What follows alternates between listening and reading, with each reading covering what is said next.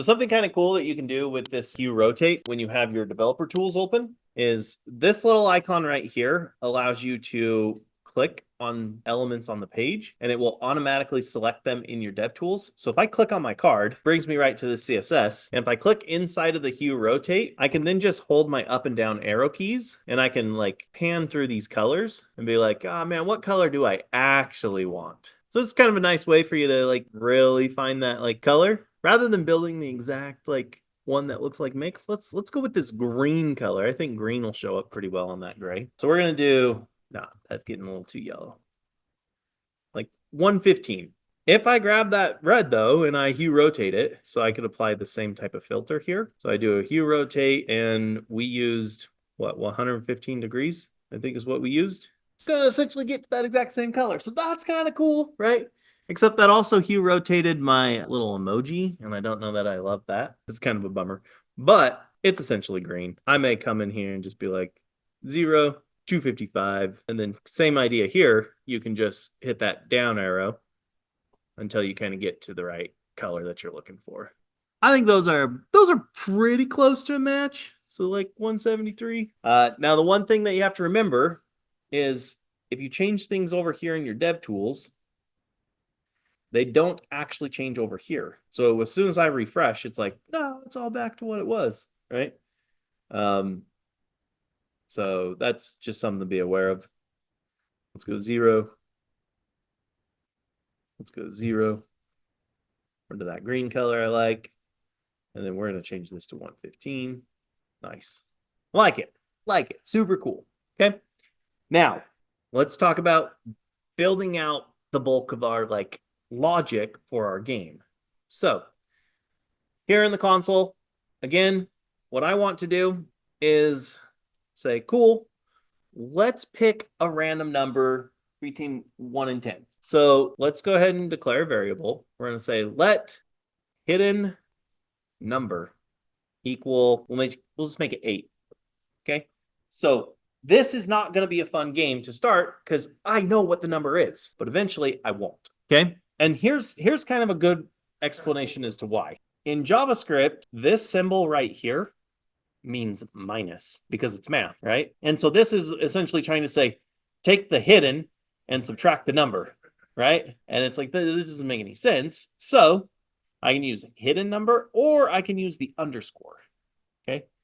But if I write my JavaScript like this, everybody's going to assume that you're writing Python because that's the way we write Python. That's not the way we write JavaScript. And so something to think about when you are like learning to code and you want a job in the industry, if you don't follow the language's like well-known style guides, because the computer doesn't care, but the industry itself cares a lot on how you write your code. And so if you write your JavaScript with these underscores, I'm going to assume you're not a JavaScript developer.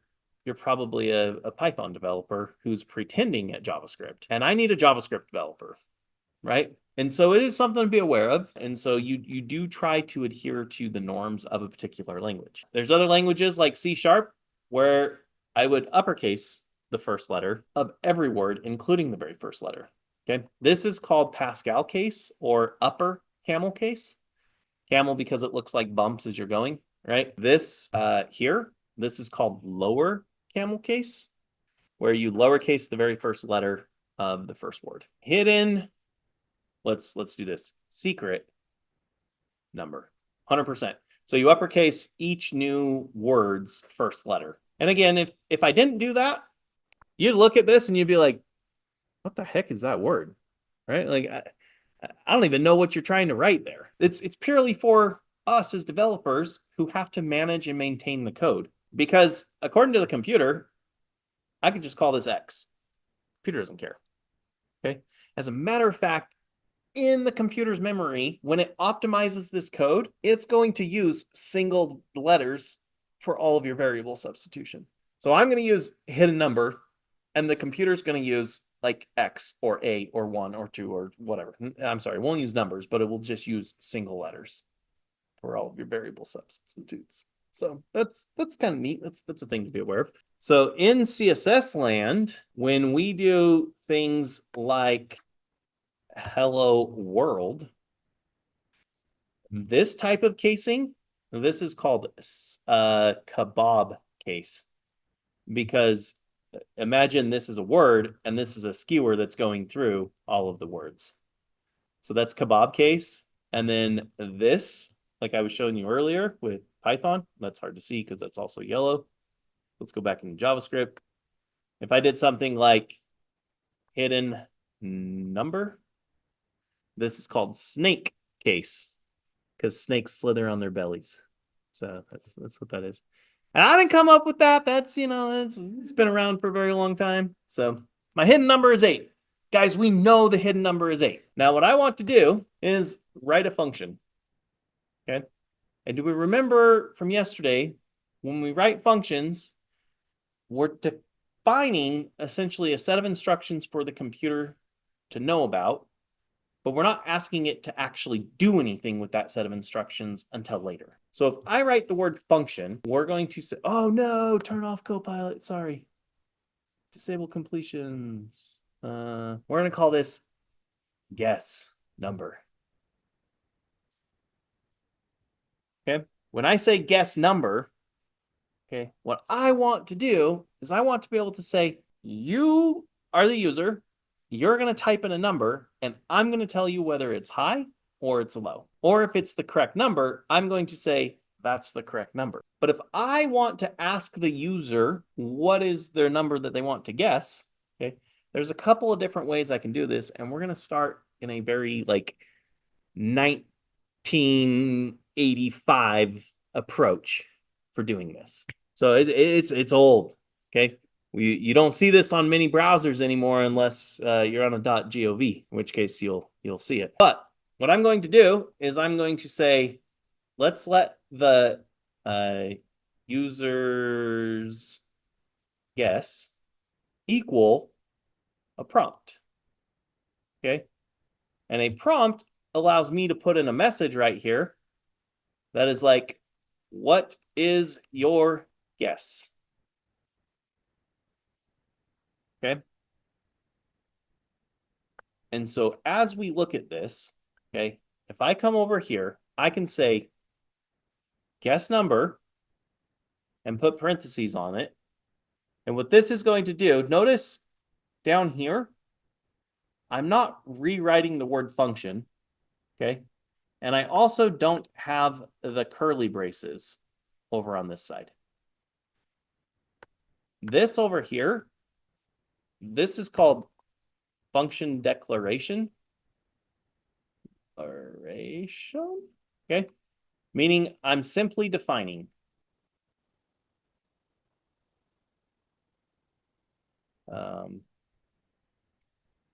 So I'm defining an instruction set. Okay, but I'm not actually asking the computer to do anything with that. Down here, when I write it like this is function execution. So I'm saying, oh, remember that code that I put inside your curly braces? Now I want you to run it. Okay. So when I type this in and I press enter, it gives me this little pop-up box, right? This is the thing that I'm telling you, like, guys, that's from like the, that's like the 1700s, right? Like that is the oldest way to ask the user for their input. Please don't build real world apps this way. But it's a really good way to start testing your stuff. Okay. I'll handle later how I get the user's input. Okay. But for right now, I just need to say like, okay, give me an input. I need to test the rest of my logic. So I'm going to guess the number 10 and I'm going to click OK. And nothing happens. Okay. And I'm going to repeat this. I'm going to guess number and I'm going to guess the right number, which is 8. And nothing happens. And the reason why nothing happens is because, again, kind of like we started talking about yesterday, the computer has no concept that you're building a game. The computer has no concept that this is a hidden number and that if your guess is equal to it, it should do something. The computer doesn't know, doesn't care. It's just simply doing its job of the code that you've written thus far. So it is your job as a software developer to finish the entire logic, right? And this is usually one of those things that, like, for a lot of people, when they very first get into software development, they're like, wow, I guess I never realized how explicitly you have to code every little detail. And it's, yes, we have to code every tiny little detail. The computer doesn't infer any knowledge whatsoever. We called this high-low. Computer has no concept of what high-low means, right? We understand that. It's almost like having a 2-year-old who you're trying to explain some instructions to, and the 2-year-old is very, very fast. They are very, very efficient at doing only exactly what you tell them to do and nothing more. And that's essentially what a computer is. It's like they can't infer knowledge from anywhere else. It's like, hold this knife, right? One, I don't know why you're giving a 2-year-old the knife, but you're like, hold this knife. The 2-year-old is just going to hold that knife. Actually, they're going to throw the knife, but the computer's not going to do anything other than what exactly you tell it to do. If I tell my daughter, I'm like, go get your shoes, she will go get them. She will bring them. She will throw them at me. She will not put them on her feet. Same concepts here. Exact same concepts. So I have the user's guess stored as a variable, but I didn't do anything with it. So right here, let's bare minimum console log it so I know what they typed in. So I'm going to say console.log the user's guess. Okay. And now if I come over here and I say guess number and I type in 10, it console logs the number 10 for me. So I'm like, cool, I am able to get the user's input from what they typed into that box. What do I want to do with it? I want to put a message out, right? So what is the very first thing I need to know about that guess? Is it right or is it wrong? Okay. So I want to know if the user's guess is equal. Okay. So in JavaScript, we will use a double equal sign. Double equals means compare. Okay. Or comparison. Okay. I'm a terrible speller, guys. Okay. So I want to know, does the user's guess equal the hidden number?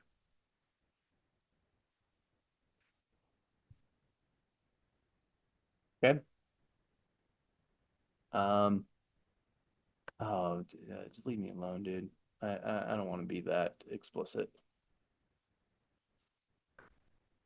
It's mad at me because it knows this is a number and the user's guess is a string. That's what we call data types. And this is mad at me because of that data type. It's like, dude, it never will equal. Yes, it will because this is JavaScript. But what I am going to do real quick is I'm just going to turn that off.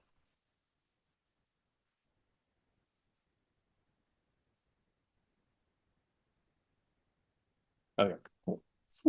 Okay, so if the user's guess is equal to the hidden number, what do I want to do? Yeah, so let's send to the console a message that's like, oops, console.log, and we'll say, good job. You got it. And now let's play our game. We're going to come over here. We're going to say, guess a number. And it says, what is your guess? And I'm going to type in 8. And I get, good job, you got it. Sweet. And if I type in 10, I get nothing. Okay. So how am I going to give you a message that you're too high? Which we are going to say if your user guess is greater than the hidden number, what do we want to say in our console log? Yeah. We'll say something like, no way. That is so high. So I like that. Let's test it. We're going to say guess number. We're going to type in 10. And it says, no way, that's so high. Cool. I'm going to guess a number. I'm going to guess 8. Make sure that I didn't break anything that was already working. That's a very important step. Good job. You got it. Very good. And now I'm going to guess the number one more time, and I'm going to guess 2. And nothing. So let's also handle that case, right? Let's go ahead and say if your user guess is less than your hidden number, we want to console.log. We're like, it's quite low. Quite low? Yeah, I think that's quite. Yeah, quite or quit. I think that's quit, right? All right. Cool. Whew. All right. So let's play guess number, right? What's your guess? 2. That's quite low. All right. Very good to know. What about 10? That's too high. What about 8? Good job. You got it. Sweet. Very boring game, but we're going to make it a little bit more fun in one line of code. And that is, I don't know what the hidden number is. I'm not just going to put the number 8 right here. Let's have the computer pick us a random number between 1 and 100. And let's see if we can guess the number. So in order to do this, we're going to say math.random. And what random gives you is a number between 0 and 1. And so what we're going to do is we're going to times that by 100. Okay, and we're going to take this whole value and we're going to use this symbol here, which says round down. Okay, or I could say math.round. Okay, and that will round. Okay, because math.random is going to be a decimal point. So when I times it by 100, it's going to give me some sort of whole number, but it's going to give me a whole number and probably some random decimal points. I don't want those decimal points. I just want whole numbers. So that's how you do it, right? You're like, how would I ever know this? Just like yesterday when I was talking about that with MDN. Man, the only reason I know how to do this is because I've had to do it before, right? And I promise, if you don't know how to do it, you could open up your browser tab and say, get a random number in, and then language of your choice, right? This is a very common Google question because every language does it just a little bit differently. But it's like, hey, you probably want to use math.random. And if you go look at any of these examples, they're probably going to tell you, hey, be sure to round it, or be sure to floor it, or be sure to ceiling it, or whatever. Okay. And then there's the MDN documentation for this. Okay. So they're gonna say, hey, get a random number. When I save, it typically like auto formats for me. So that's it automatically put those spaces back in for me. So but yeah, here's this. Again, if you just hover over math, you're gonna see real world examples from GitHub. If you hover over math.round, you'll see real world examples. So you can always just kind of click on those, and it's going to give you a bunch of examples here directly in your code, which is super nice. Okay. So again, there's always a resource for doing the thing that you want to do. It might just be, you gotta look it up. So now with this, let's play our game. And let's see if this game is any fun. And I'm going to be honest, our 100 is way too many numbers for testing purposes. So let's keep it between 1 and 10. And let's see how many guesses it takes. So we're going to say, guess number. And give me a number. Right in the middle, 5. I like your logic. Psh, 5 is quite low. Let's try again. Dude, I swear, if it's 8, I'm going to like... 9. No way, that's so high. 7. No, no. That is totally random. That is hilarious. Whoops. Guess number. The number is 8. Good job, you got it. Okay, I'm gonna refresh my page. We're gonna start with the number 8, and it's not gonna be 8, I promise. 8. No way, that's so high. Let's go with 4. Psh, quite low. What do we think? 6? No, 6 is low. Must be 7. Good job, you got it. Okay, wow, that's actually like kind of fun in just one extra line of code. But that's where, like, when you're programming something, always start with knowns. So that way you actually know if what you're doing is going to work, right? And then add the complexity, right? Add that extra little step to turn it into something real. I have kind of the bulk of my JavaScript game, right? Or the logic for this game. One thing that I don't really like, though, is the fact that every time I type in user guess, it pops up that little dialog box and it's like, type in your number. Okay. I think that's lame. I would like it much more if instead of this function trying to get the user's guess, is let's say the user's guess is going to come from somewhere else. Okay. So I'm going to put it in between these parentheses right here. And what this basically means is it says the user's guess, I don't know where you're going to get it from. I don't care where you're going to get it from. But I'm just going to use the number that you give me, and I'm going to run the exact same logic. Okay. This is called a parameter. And a parameter is basically saying, I want to make that somebody else's responsibility to figure out what goes in there. Okay. And the way that we use parameters is when we go to invoke the function, so we say guess number, what I can now do is I can just put in the number right here. So it's no longer going to pop that dialog box for me and say, well, I guess I should probably save it, right? It's no longer going to ask me, what number do I want? It's just going to say, okay, you chose the number 10. Let's run 10 as the user's guess.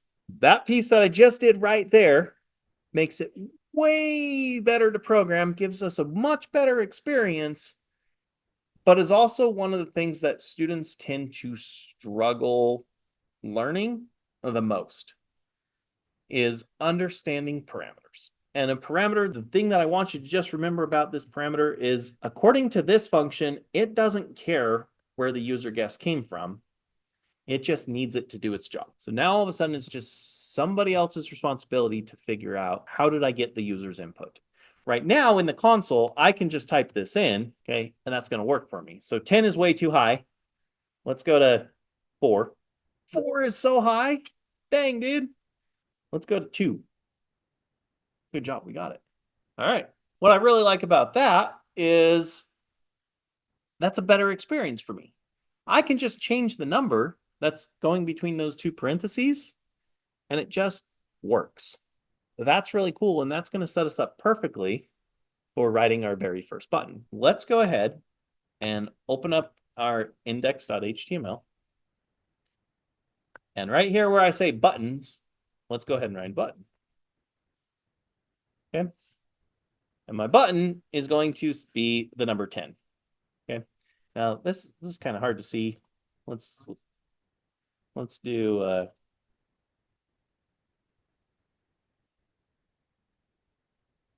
let's go ahead and make this display flex, align items, center. I did do that. Justify content center. Okay, cool. So that moves my buttons to the center of the page. Okay. And I think I want to make the font weight bold. So it's hopefully a little easier to see. And let's set the font size to trim. Is that not working for me? Let's do this.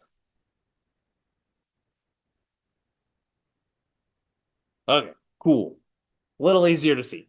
So I've got my button here. What I want to do is when you click this button, I want it to say guess number, and I want it to put in the number 10 right here. So that's what I want to see. Now, in order to do this, what we can do is we can come to this button and we can say on click, which is the user action, right? So whenever the user clicks on this thing, let's go ahead and say guess number and put in the 10. So if I do that and I click on it, it's going to tell me that's quite low. Okay. Why is it console logging 1? I have no idea. Let's look at that. Console log the user's guess. I don't know. That's weird. Cool.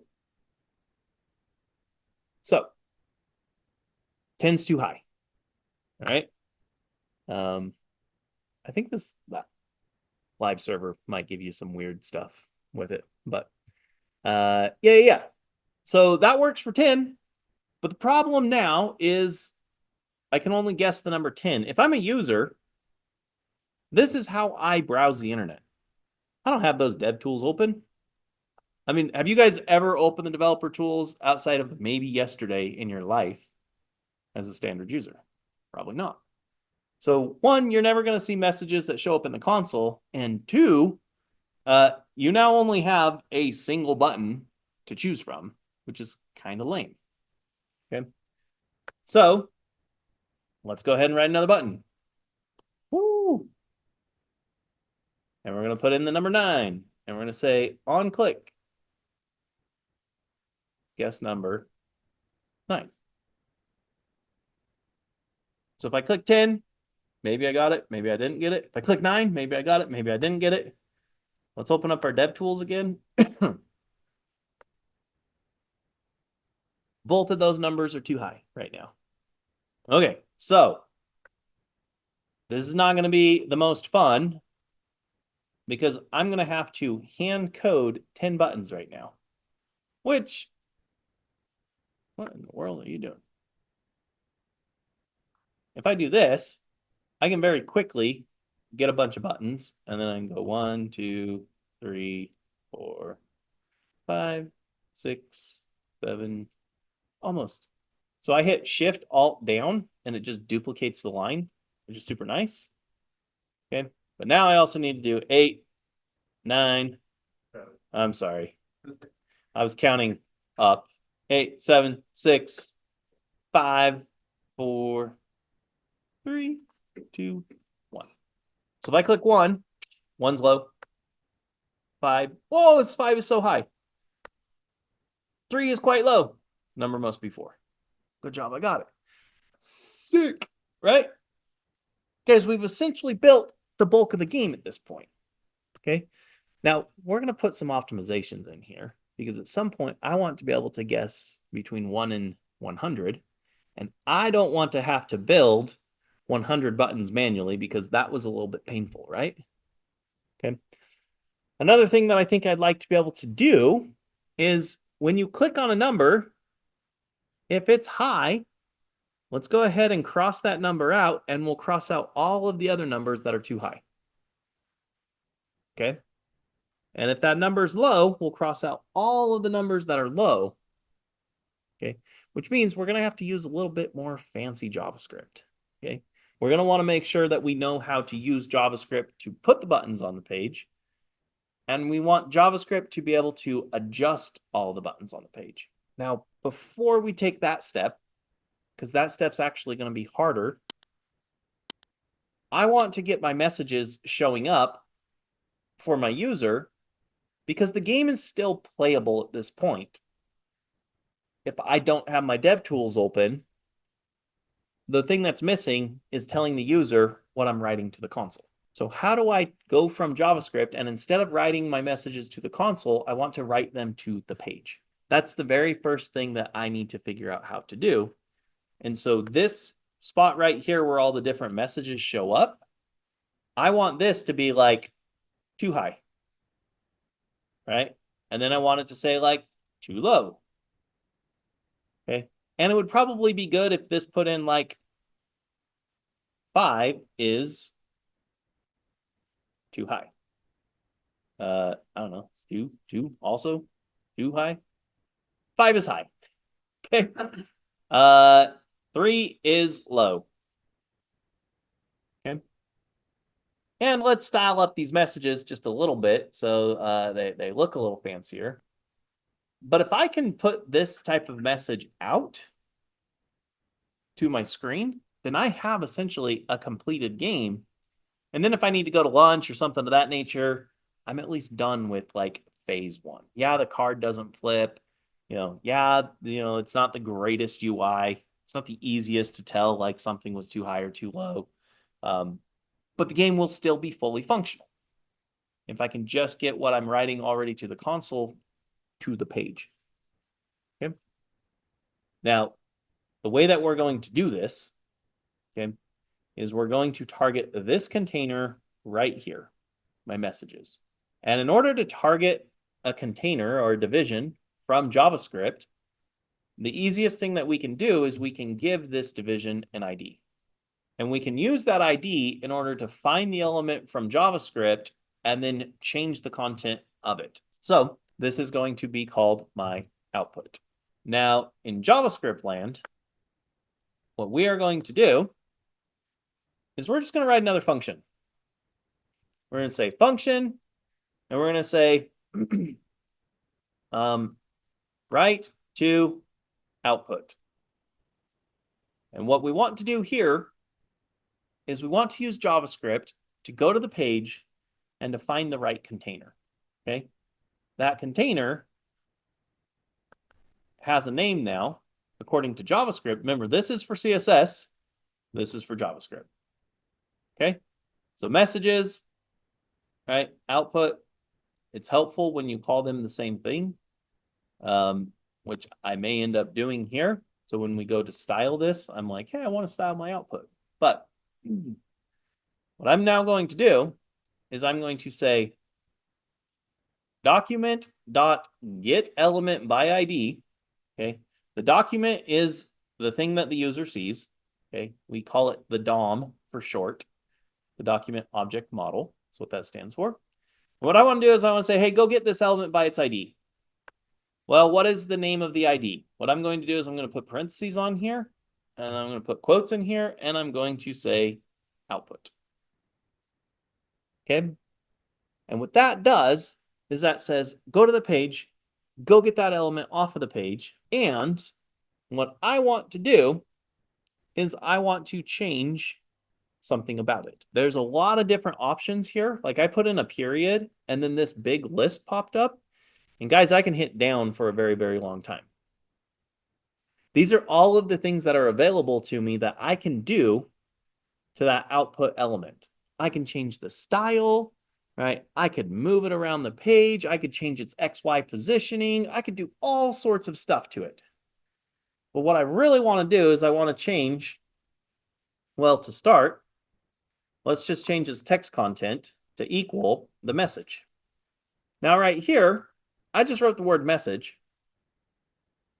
And this function, and nowhere in my code do I have the word message, right?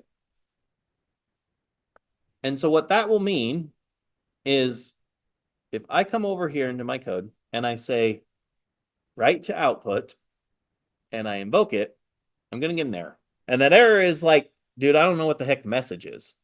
What do you mean? Like, what message do you want me to write? You didn't give me a message to write.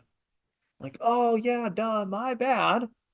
The message that I want you to write is going to be the one that I give you inside of your parentheses.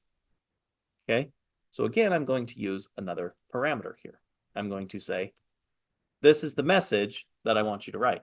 Now, what's really super duper cool about this is just like my guess number, the message that I want you to write, okay, is going to be the one that I decide to put in at any random point in time. I don't have to know what all of the messages are going to be right in this moment. What I should be able to do is I should be able to say write to output, and I should be able to come into here and I should say, this is pretty cool, comma, I think. And now on my page, I get that message here, which is pretty cool, right? Okay. And if I want to write something else to the output, I could be like, that is super neat. And my message changes to that is super neat. Now, one of the things that's maybe not the best, maybe it's okay, is I don't necessarily have a log of every message I've ever put out there. Right. And I don't know if I care. Right. To start, this is good enough for me. Okay. This is perfectly fine. What might be really good then is instead of saying console log in all these places, let's go ahead and say write to output. Now when I play my game and I click 5, no, 5 is so high. Guys, I didn't have to update that much, and I have my write to output working, which is great. 5 is too high. 3 is still so high. Well, that was hard to tell that 3 is so high because it didn't give me the number 3. So I'm like, did that button even work? Oh, maybe. 1. That's quite low. Oh, that was easy to tell. Good job you got it right was easy to tell. But if I guess 3, 4, 5, 6, it's hard to know that that's even actually doing anything because nothing changed there. Does that make sense? So what might be kind of helpful is let's take this user's guess and let's also pass it to the output. Does that make sense? So here we're going to say, let's add the user guess to this message here. And I'm going to put in this little space here. So that way it says 3 space, no way is so high. Does that make sense? And I'll do the same thing here where I'll say user guess. And what I'm just doing is I'm just adding the number to the string to this message. Space, I'm sorry. Yeah, let me show you without the space, this is what we're going to see. I'm going to click on 6 and it says 6. No way, that's so high. And so if I put that space in there and then I click it, it's going to give me that little space. Now I got to get this output styled up just a little bit because it looks a little bit ugly and it's hard to read down there. So let's come in. Let's do dot output. Oops. Let's adjust the font size to be like 1.5 rem. Let's also do text align center. Okay. Maybe we'll add a little bit of padding of like 3. No, let's do like 1 point. Let's do like 0.75 rem. Let's set the background color to the same as this header, which was this color here. And let's add a border of like 4 pixels dashed. And we'll start with this color and we'll make it just a little bit darker.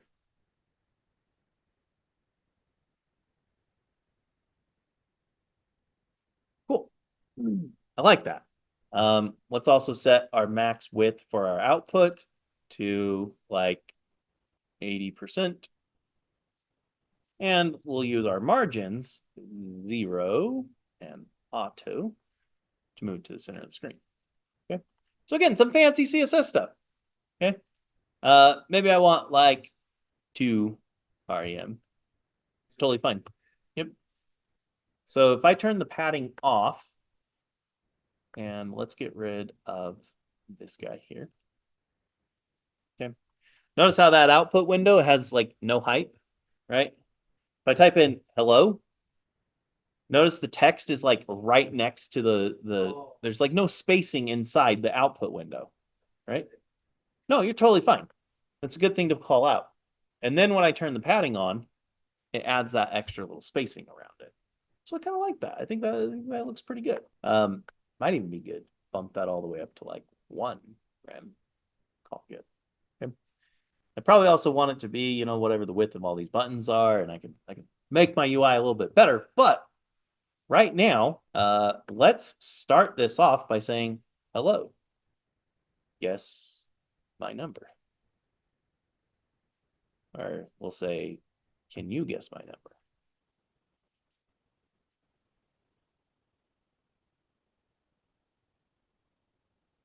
Right? So when I very first load the page, this is what a user would see. And then they're going to say like 5. And he's going to say, no way, 5 is so high. Right? And you're like, okay, cool. 2. Psh, that's quite low. Oh, man. Is it 3 or is it 4? 4. Good job. You got it. Nice. Woohoo. So now it would be kind of neat if it's like, good job. You got it. Want to play again? Right? It would also be kind of neat if it was like, that took you 6 guesses. You're not good at this game, right? Yeah, it took you 11 guesses to guess a number out of 10. Like, what are you doing, right? So I'd like to be able to build those types of additional features into this game. But the game is complete at this point. Yeah, there's extra features. Yeah, there's fanciness. You could do a lot of different things, but the whole game is playable, which is really, really good. And usually when we're, having students build projects and do that type of thing, we always want to focus on how do you get to the workable version first. Before you add any additional features, before you go into stretch goals, before you do anything of that nature, one, could you get it to just work with like plain old console logic? Now that it's working with plain old console logic, could you get some buttons on the page? Now that you got those buttons on the page, when you click them, did they do the thing you wanted them to do? Now, can you update the user and let them know that what they're doing will actually work? And you see how you build in phases, and it becomes a lot more approachable. What happens, and obviously, like, I know what I'm doing, so we make this look easy. It's not easy, right? There's a lot of things to learn when you're doing this type of a project. But if you can break the problems down into as small of things as possible, you're going to make progress. That progress is going to feel good. And when that progress feels good, you're going to continue on, right? And so sometimes learning to program, especially when you're very first getting started, the best trick is learning how to actually make progress. And that progress will feel small. And I promise the thing that's kind of funny is if you show this to some buddies, they're going to be like, and this took you how long? Right? Like, that's not a very cool game. Right? But you're like, no, but you're like, you don't understand. That's like 200 lines of code. And they're like, I don't care. Right? It's lame. Why doesn't that card flip over? And they will immediately call out all of the things that it's like, oh, well, I haven't got there yet. I haven't got there yet. I haven't got there yet. And that can feel like diminishing and it can feel like a little debilitating. But you show any other developer, you're like, hey, check out this thing. I've been coding for 2 days and I was able to build something like this. A developer will say, dude, man, that's sick. Like, or whatever the cool lingo is these days. But, it will seem, impressive to somebody who actually understands. Okay. I cannot tell you the number of times I would like go to my wife and I was like, check out this thing I just built. Right. And she'd be like, and you've spent how many hours away from the family doing this? Right. Until it got to the point where I was just like, you don't understand. Right? Leave me alone. But yeah, this is kind of the way things go. All right. So, well, what might be kind of cool is when I guess the right number, I would like to replace all of the buttons with a, play again, one button. So get rid of all of those buttons and only put one button on the page, and it says play again. And when you click it, the user doesn't have to reload their page. Because do you know how many users don't have any concept that in order to like do this, I have to refresh my page, right? Yeah, yeah, right? I'm not going to click that refresh button. I'm just going to be like, okay, cool. You got it. So now what? Now what? Right? So users have to be guided into every little thing that you want them to do. Right? And so for me, what I'd be like, okay, is cool. You guessed the right thing. Let's get rid of all these buttons. And let's put in a brand new button and say, play again. And when you click this one, it's going to redraw all the buttons. It's going to get rid of the play again button. And it's going to pick a new random number. Because if it doesn't pick a new random number, that's like really lame, right? Really pretty lame. So those are a lot of additional steps. Okay. What I want to do is just to test this is, well, let's start with just the console. Can I get a play again button to do a thing that I want it to do? So once again, open this up. Let's pop into the console, which is that little tab right there. Okay. And let's write a function called play again. Okay. So we'll go into our game.js. We'll come down here and we'll say function play again. And what I want to do, just to keep it as simple as possible, is I want to say console.log, you clicked the button. And if I click play again right now, I don't get my console log. That immediately tells me I shouldn't move forward until I can do at least that. So what did I miss in order to make it so when you click this button, it actually shows that console log, right? I don't need write to output, but I do need something on this page and on this button. I don't need the ID. So look at the other buttons that exist and tell me what's different about this button or any of these buttons and this one that we can actually see at the moment. Yeah, those ones have an action that ties into a user thing, right? So buttons buttons can work with all sorts of things. You don't have to just use on click. You could say on like mouse enter. If the mouse enters, let's go ahead and say play again. Okay, now this, you won't really be able to tell, but I didn't click. I'm just like moving my mouse over the button. So you can tie into all sorts of different actions the user takes about that button. Now, I wouldn't automatically just because they hovered over it doesn't necessarily mean that they want to play again. Let's make them click it. Right? And right now, if I click the button, clicking doesn't do anything. It only triggers you click the button when I move the mouse out and in, right? So let's not use on mouse enter. That's a weird one. Let's use on click. Okay. And now if I click the button, it says, cool, you click the button. Okay, sweet. I got that far. Now I can move on to what is the next step? Well, for me, the very first thing that I want to do is I want to say, can I get a new random number, right? Because there's no sense in redrawing all the buttons unless I've changed the number. So let's come into here and let's say hidden number equals this whole thing again. Now, the one thing that we will do different is up here, I use the word let. Okay.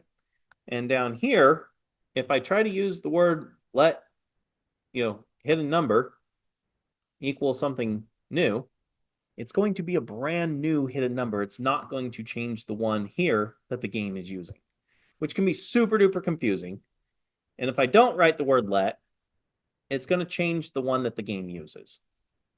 So that's important to know. That's a good thing to distinguish. Okay. And let's do this. Okay. So hidden number. Play again. When I click this button, it tells me I clicked the button, but it doesn't tell me that the hidden number has changed. And so me as the software developer, remember, I'm in test mode right now. It might be helpful for me to know what is the actual hidden number. So I'm going to move this down here and I'm going to say, can you tell me what the hidden number is? And when I click play again, the number went to 4.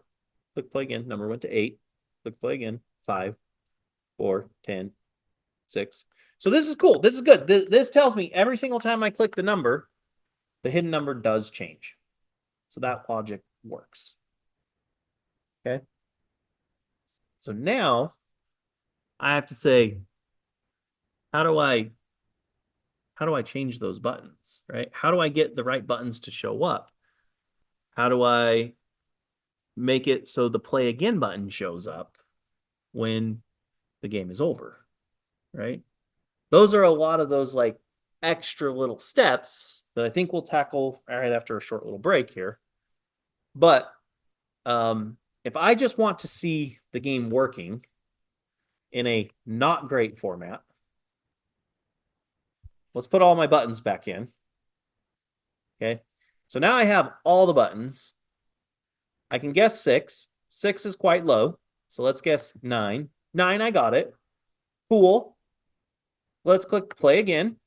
The number's now 8. So if I click 5, that's low. If I click 9, that's high. If I click 8, it's going to tell me I got it. So sweet. My play again button works, and all of those original buttons still work. That's a very important step for you to take to make sure, okay, did I truly not really break anything by adding a new feature? Add a new feature, play again. Yes, it works. Yes, it's functional. Yes, the original game is also still functional. It just doesn't make sense for that to say play again when, you haven't even really played for the very first time. Okay. So when you refresh the page, it's like, hello, can you guess my number? And it says play again. That's lame. I don't want that. Okay. So that's what we want to solve next. Okay. But I would like to take like another quick 10-minute break.